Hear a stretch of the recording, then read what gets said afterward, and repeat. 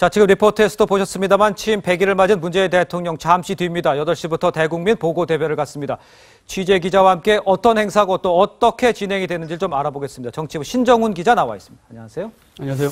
자, 대국민 보고대회 좀 생소합니다. 어떤 건지 좀 먼저 설명을 좀 해주시죠.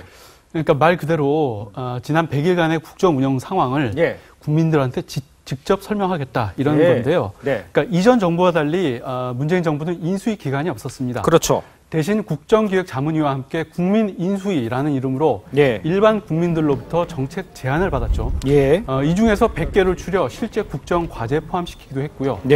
여기 정책 제안을 했던 국민들을 초청해서 대통령과 장관들이 직접 대화를 나누는 그런 자리입니다. 자, 좀 상상을 해보면 대통령이 나와서 장관과 함께 나와서 국민이 질문하고 대답한다. 좀 낯설는데 어떻게 진행을 한다는 얘기입니까?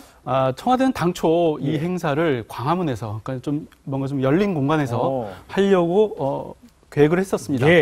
하지만 이제 경호 문제 등 이제 현실적인 제약이 많아 청와대 경내 앞 마당으로 변경을 했다가 오늘 비가 왔죠. 우천으로 다시 실내인 영빈관으로 다시 바꿨습니다. 행사는 2부로 나눠서 1부는 장관들이 그리고 2부는 대통령이 국민들과 질의응답을 합니다. 청와대에선 임종석 비서실장과 수석 전원이 참석하고요.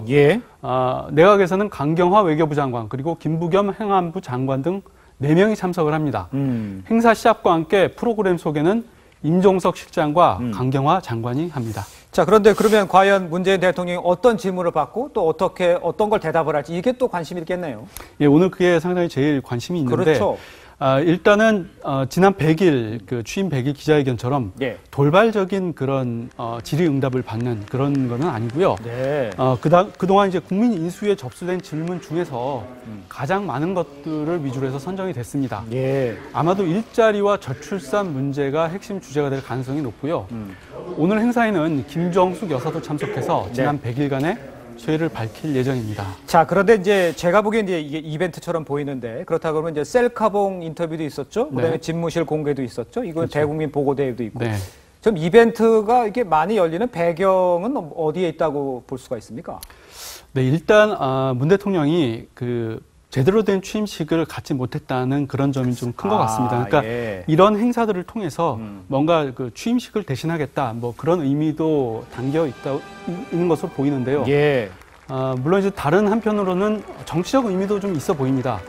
문 대통령은 현재 높은 지지율을 유지하고 있지만 여소야대 상황에서 야당과의 협치는 만만치 않은 과제입니다. 그렇죠. 앞으로 이제 9월 정기국회에서 새 정부의 정책 법안들을 처리해야 되는 상황인데 그러기 위해서는 현재 지지율을 계속 유지할 필요가 있고 1년의 이벤트 역시 이와 무관치 않아 보입니다.